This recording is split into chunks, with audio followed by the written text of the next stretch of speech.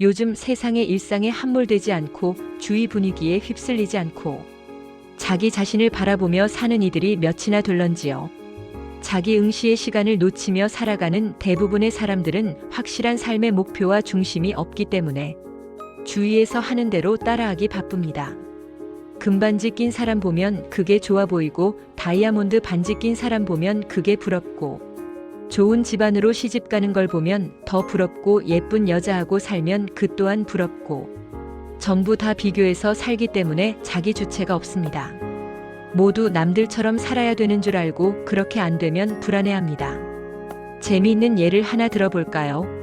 이 시간이 끝나는 대로 내게로 와라. 어떤 스승이 여러 명의 제자 가운데 한 명을 은밀히 불러냈습니다. 손을 펴봐라. 스승은 문을 걸어 잠그고 제자에게 귀한 사탕을 한 개 주었습니다. 너한테만 주려고 3년 전부터 아껴오던 것이다. 다른 사람들에게는 알리지 말고 너 혼자 간직하도록 해랴. 제자는 자신이 특별히 선택되었다는 기쁨에 너무 흥분한 나머지 그날 밤 잠을 이루지 못했습니다.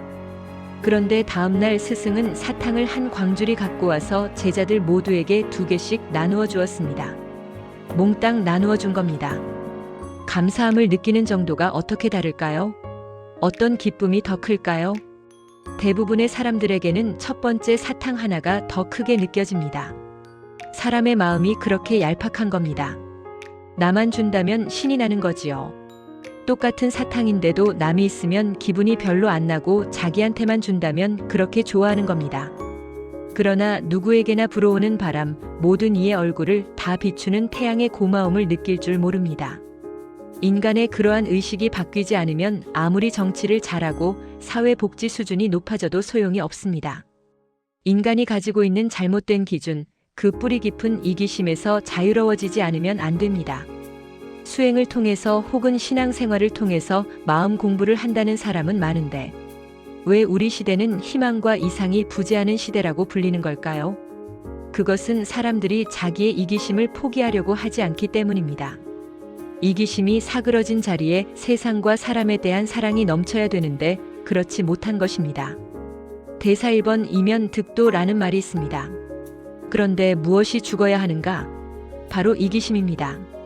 성당이나 교회 혹은 절에서 기도나 명상을 할 때는 누구나 성스럽고 아름답지만 그곳을 벗어나면 마음은 다시 황량해지고 맙니다. 왜냐하면 이기심을 극복한 것이 아니라 이기심의 철창 속에 갇힌 채 잠시 아름다운 그림책을 보고 나온 것이기 때문입니다. 그 속에서 자비를 이야기했고 사랑을 이야기했기 때문입니다. 그동안의 종교는 사람들을 큰 사랑으로 이끌었다기보다는 개인의 이기심을 조장하는 쪽으로 흐른 측면이 많습니다. 우주의 섭리와 법칙에 눈뜨게 하고 삶 속에서 그것을 실천하도록 안내한 것이 아니라 개인적인 기복과 교리에 의한 관념을 가르쳤기 때문입니다. 우리 사회에 만연해 있는 것 중에 하나인 비교의 문화, 그것도 이기심과 소유욕에서 나오는 것입니다. 아이들을 칭찬할 때도 참 잘했구나 하면 되는데도 사람들은 누구보다 잘했구나 라고 말합니다. 그런 말을 듣고 자라는 아이는 자만심이 싹터 다른 사람들을 쉬이 업신여기게 됩니다. 나무랄 때도 누구는 잘하는데 너는 왜 이것도 못해내느냐고 야단칩니다. 그런 비교 속에서 시기와 질투심이 생기고 그 시기심과 질투심이 증오를 부릅니다. 사촌이 땅을 사면 배가 아프다는 것이 정답처럼 통용되는 사회라면 무언가 잘못된 것입니다. 어른들이 아이들에게 가장 많이 하는 말은 아마도 공부해라일 것입니다. 자녀가 공부는 왜 해야 되나요? 라고 물을 때 다른 사람들은 어떻게 대답하는지 궁금합니다. 진리가 실현되는 사회를 위해서 너 자신과 세상, 사람들을 위해서 라고 대답하는 사람들이 얼마나 될는지 모르겠습니다. 아마 10중 8구는 공부를 잘해야 출세를 하고 편하게 사느니라 하고 말할 겁니다. 자녀가 왜 사는가 라는 문제로 고민할 때 철들었다고 좋아하는 것이 아니라 공부나 열심히 할 것이지 무슨 개똥 철학이냐고 윽박지르지는 않는지 모르겠습니다. 많은 사람들이 인간관계 속에서 자존심 때문에 굉장히 힘들어합니다.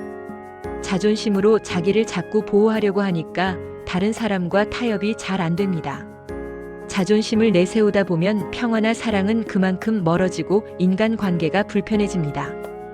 이기심을 버리고 큰 사랑을 하고자 하는 사람은 자존심부터 뿌리 뽑히는 체험을 하지 않으면 안 됩니다. 그런데 사람들은 자존심이 무너지는 것을 자신의 생명을 잃는 것만큼이나 두려워합니다. 자존심이 자기를 존귀하게 여기는 마음이라고 알고 있는데, 사실 따지고 보면 자신의 실체라기보다는 자신에게 형성된 여러 관념들을 보호하려는 마음입니다. 그리 보면 자존심은 진리를 추구하고 찾는 마음이 아니라 자기의 습관과 관념을 지키려고 하는 마음이지요. 그 자존심이야말로 우리의 변화를 방해하고 자유롭지 못하게 묶어두고 있는 사슬입니다. 자존심은 이기심의 경비원입니다. 그 경비원이 잘 차려입고 나서면 그렇게 화려해 보일 수 없습니다. 자존심이 권위의 상징이라도 되는 것처럼 자랑 삼아서 나는 자존심이 세다고 이야기하는 사람이 있는데, 그것은 상대방에 대한 하나의 경고입니다. 나를 건드리지 말라는 말의 다른 표현이지요. 순수해지면 그때는 남보다 더 잘 입고 더 잘 먹고 잘 사는 데서 오는 상대적인 기쁨이 아닌 절대적인 환희심과 기쁨이 옵니다. 존재 자체로부터 우러나오는 절대적인 기쁨이 가슴을 채우는 것입니다. 자존심이 강한 사람은 자갈밭과 같은 가슴을 지니고 있어서 그 밭에 곡식을 심으려고 쟁기를 대었다가는 쟁기가 부러질 판입니다. 아무리 아름다운 나무를 갖다 심어도 뿌리를 내리지 못하기 때문에 그는 참 스승을 만나기가 어렵습니다.